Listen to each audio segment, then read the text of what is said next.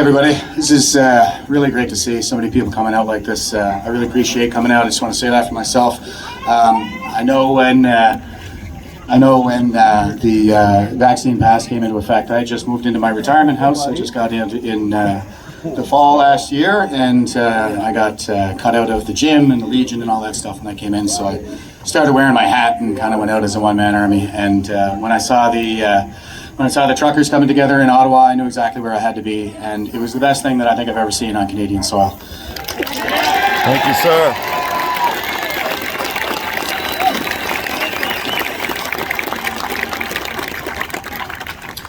And you know, folks are talking about how we as the veterans, you know, we're really well positioned to provide a little bit of leadership in these circumstances. And you know, we're not here to talk politics today, but I would like to talk about principles a little bit. You know, this is we are the people of the Enlightenment here. Okay, we're the only ones. We're the only ones who believe that the truth is something that's accessible to everyone and belongs to no one.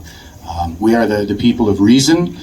We are the ones who say that it's not a matter of who you are, it's a matter of what the reasons for your beliefs are. And what you believe is not as important as why you believe it. And this all really started a really long time ago with a veteran. He was a war veteran of Athens. His name was Socrates. He was retired. He was about at age 70, poor man with children. And the Oracle of Athens said that he was the wisest man in Athens. And when he heard that, he said, but the only thing that I know is that I know nothing.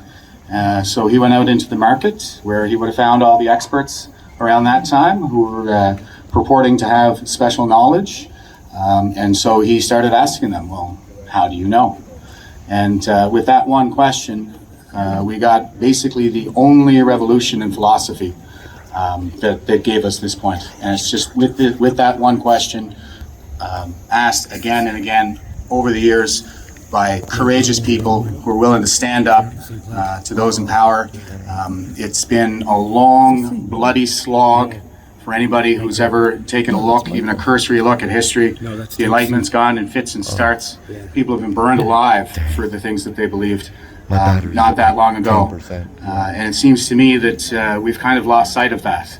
When I was in elementary school, we understood that these freedoms and these rights that we all enjoy, that they are the legacy of the fallen. And that we all have a sacred civic duty to safeguard our inheritance for future generations. Thanks anyway. I'm gonna die. I hope there's not many more speakers. My phone's gonna die. And I think that's kind of what all got us into the service to begin with. I've been thinking a lot about my experience in the military and reflecting on it. And when I was a young guy, I think I just wanted to be a part of this and contribute to this great project that we're all engaged in here. So nowadays, I don't really have much compunction about saying that, yeah, I felt a sense of duty. I think that's what all brought us out here. And so we all have that duty to safeguard these freedoms because it's about the future generations.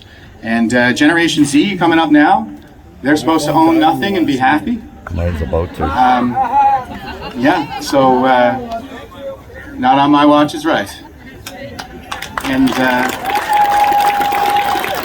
this is that which is conducive to a brighter future for generations to come. And that's kind of what we need to bring back into our Canadian culture right now. We need to bring back that sense of greatness and start reaching for new heights again. Thank you, sir. And it seems to be the case that we have to keep going through these struggles.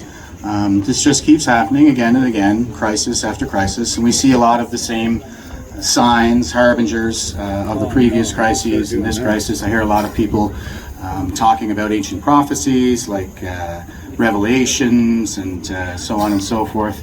You know, Orwell, people say was prophetic. I don't think so. I think he was probably observant, and he had a very keen eye for fascism because of his military experience fighting fascists in Spain. And so what he did is he didn't put together a prophecy. He was very keenly observant of the kinds of social trends that he could see in the Soviet Union at that time. And so with people talking about that kind of thing, I think just to put it in perspective, I don't think any of these people, even when it comes to stories like revelations, they were necessarily prophetic. I think they were probably observant about things that were happening at that time. This has kind of been my bag since I started this thing, but I've been reading up on a theory that predicted this particular crisis and explains why it seems to go in these cycles, and we seem to keep repeating these things. It's called Strauss-Howe generation theory. It basically says that we keep going through these crises every 4 generations. It's a 4-generational cycle, and it's because there are only 4 generational archetypes: prophet, nomad, hero archetype. What happens is when the prophet generation reaches peak institutional power, as we all do in our early elderhood prior to retirement, we're at the tops of our careers. Once they get up there, they tyrannize us and kind of double down on our enemies, drive us to war. That's what led us into the Second World War. We're in a crisis era. It starts with a minor cataclysm. Ours was the 2008 collapse. The previous one was the 29 collapse. And then everything just kind of spins out from there into chaos. And every time we get this generational constellation in play, a prophet, nomad, hero archetype, as we do right now, that's boomer generation, Gen X, and millennial, and then Gen Z. So the prophet generation, this currently at peak institutional power, is the boomer generation, and that explains very well, I think, why we see the same problems all across the West. It's a cultural issue. I'm not saying anybody's bad people or that they're evil or anything like that, but just in my experience working with senior leadership, there doesn't seem to be any feeling that they should need to give reasons for their decisions. There tends to be a lot of doubling down, and they get a little bit put out if anybody stands up to them or asks that wonderful question of how do you know that? I think the answer here, according to this theory, Strauss-Howe generational theory, is compassionate revolution. And it's...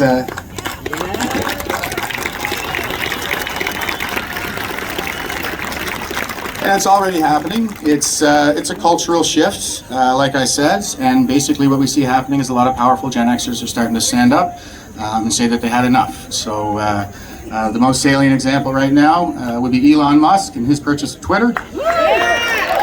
Yes, sir.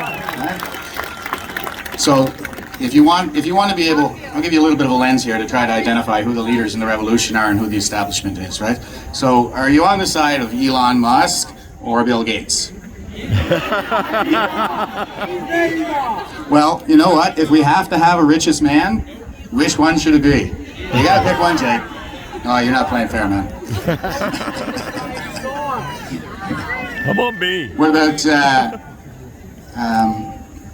sorry, I lost my guy there. Ron DeSantos, Florida governor, okay? Ron DeSantos or Joe Biden? Right? Tulsi Gabbard or Hillary Clinton?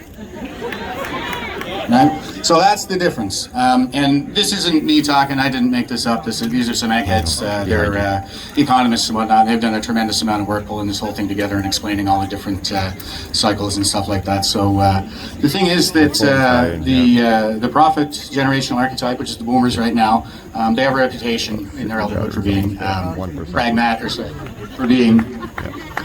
Am I getting the hook again? All right. We love Jeff for what? Freedom of speech. I'm sorry, guys. I rant. That's what I do. Welcome to the Fringe.